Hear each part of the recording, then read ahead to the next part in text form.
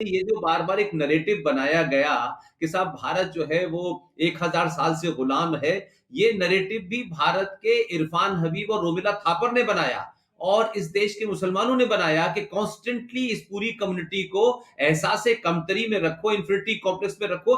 जबकि जबकि ओमेन जी का कहना है कि हम इस तरीके से गुलाम नहीं रहे हैं, कभी भारत में मुगलों का पूरा राज नहीं हुआ है, और जो बहुत सारी लड़ाइयों, खासतौर से जो राजस्थान की बहुत से युद्ध थे, उसके बारे में कुछ नई रोशनी जो है डॉक्टर ओमेन जी बार बार कहते रहे। डॉक्टर साहब, आप जरा सा अपनी बात बताएं। मैं जैसे निवेदन कर रहा था ललित भाई के आने से पहले कि महाराणा हमीर सिंह जी ने मोहम्मद बिन तुगलक को 6 महीने कैद करके रखा। इसी तरह महाराणा कुंभा ने मालवा के सुल्तान महमूद खिलजी को 6 महीने अपने यहां पर कैद करके रखा। महाराणा सांगा ने दिल्ली के सुल्तान इब्राहिम लोदी को जूते मार के गागरोन के युद्ध में पराजित किया। ऐसे दर्जनों युद्ध हुए जहां हिंदू राजाओं ने इन इन मलेच्छों को पराजित किया। और अगर सबसे प्रामाणिक बात जो कि हमसे बिल्कुल ही छुपा दी गई है, 7वीं शताब्दी में पहला इस्लामिक अटैक भारत पर हुआ मोहम्मद बिन कासिम के द्वारा, जब राजा दाहिर को मारा गया। हिंदू जनमानस के लिए ये बात अकल्पनीय थी कि किसी हारे हुए राजा की बेटी को दूसरा राजा भोगदासी बनाकर ले जाएगा। सेक्स स्लेवरी हमारे चित्त में थी नहीं, लेकिन जब लोगों ने देखा होते हुए तो राजा दाहिर का बेटा भागकर महाराणा बाप्पा रावल चित्तौड़ के पास गया और उसने जब उनको कहानी सुनाई तो बाप्पा रावल को तुरंत समझ में आया कि ये जो मलेच्छों का टोला है, ये जो है इससे नॉन नेगोशिएबल है पीस। उन्होंने तुरंत प्रतिहार राजाओं के साथ और गुजरात के राजाओं के साथ एक हिंदू फ्रंट बनाया। ये मैं 7वीं शताब्दी की बात बता रहा हूं आपको, आज से 1300 साल पहले। जोधपुर के पास अरब सेना का और राजपूतों की, हमारी हिंदू सेना का संघर्ष होता है। अरब खुद अपने एनल्स में लिखते हैं, हमें सर छुपाने की जगह नहीं मिली, वो नरसंहार किया राजपूतों ने हमारा। और महाराणा बाप्पा रावल ईरान तक उसको छोड़कर आए थे, पीटते पीटते मोहम्मद बिन कासिम को। आते वक्त अफगानिस्तान में सलीम नाम का एक राजा बिठा दिया था इन लोगों ने, तो उसको हटा के अपने भतीजे को वो वहां पर राजा बनाकर आए। हर 100 किलोमीटर पर राजपूतों की चौकियां बिठाते आए।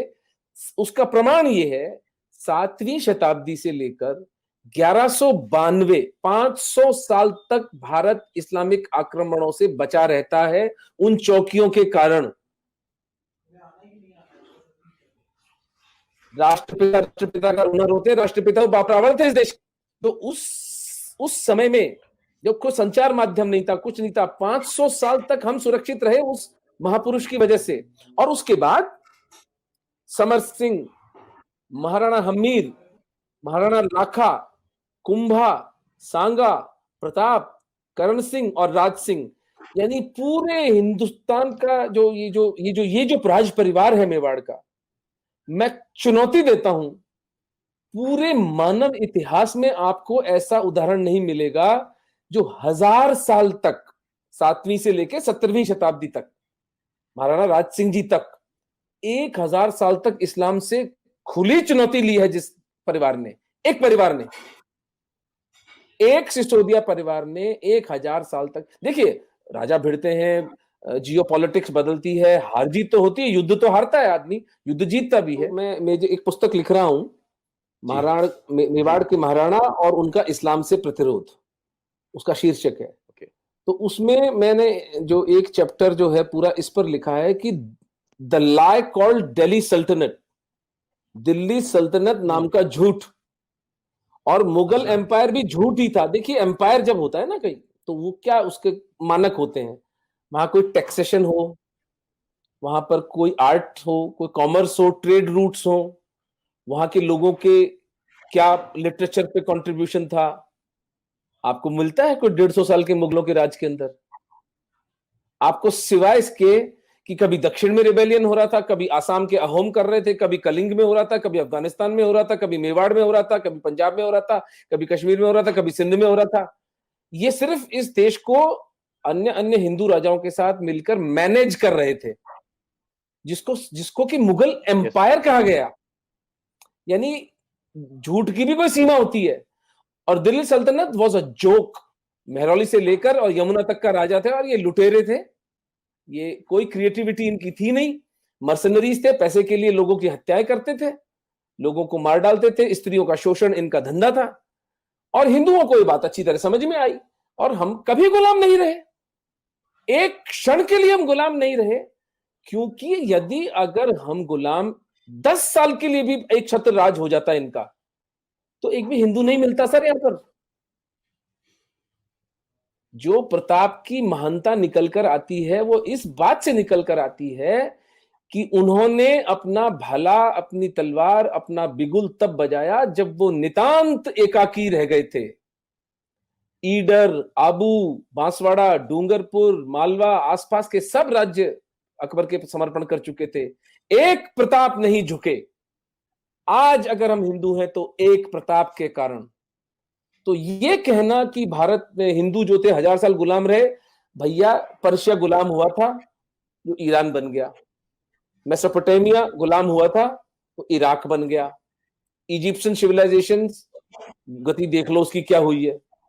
आज 100 करोड़ हिंदू हैं तो इसलिए है क्योंकि हमारे पुरखों ने रक्त रंजित संघर्ष किया, इस माफिया के असली स्वरूप को पहचाना और उसका सशक्त, सबल, सशक्त प्रतिकार किया।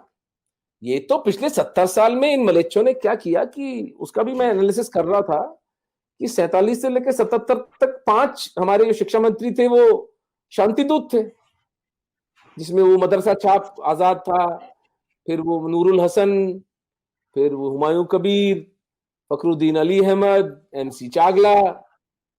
तो अब आपको आश्चर्य होता है कि आपके हिस्ट्री से हमीर सिंह और कुंभा का नाम ही गायब है, और प्रताप को एक भगोड़ा कहा जाता है। प्रताप का असली युद्ध हुआ था दिवेर में 1583 में, 7 साल बाद हल्दी घाटी के, जहां उन्होंने 36,000 मुगलों को 3 दिन में काटा था, और पूरा का पूरा मेवाड़ प्रताप ने वापस पुनः ग्रहित कर लिया था दुनिया की सबसे पावरफुल मुगल एम्पायर से, सो कॉल्ड पावरफुल। तो ये सत्य है। अब इसको से निकाल दीजिए कि आप गुलाम रहे थे, हम गुलाम रहे थे, हम कभी गुलाम नहीं रहे। और जब उतनी भयंकर विपरीत परिस्थितियों में हम गुलाम नहीं रहे, तो आज तो हिंदू कहां कहां नहीं पहुंचे हुए हैं। अब केवल इस बात की आवश्यकता है कि हम कनेक्ट करें एक दूसरे के साथ, हम अपने रिसोर्सेस को पूल इन करें, धर्मांश दें, एक दूसरे का सहायक बने। नैरेटिव का वॉर अच्छी तरह संजय दीक्षित सर, पुष्पेंद्र कुलशेष जी, कितने प्यारे प्यारे लोग अपना सर्वस्व दांव पर लगाकर लड़ रहे हैं। अब तो it's a matter of time कि हम इनको पराजित करें। They will not know what hit them. इनका खेल पूरा का पूरा समाप्त हो चुका है। जो दुख हमारी बच्चियों को, जो दुख हमारे कश्मीरी पंडितों को उठाने थे वो उठा चुके। हाथ जोड़कर, सर झुकाकर क्षमा मांग सकता हूं, लेकिन अब यह सिलसिला समाप्त है। अब सनातन धर्म पुनर्जीवित और पुनर्विजयी होकर रहेगा, कोई विकल्प ही नहीं है।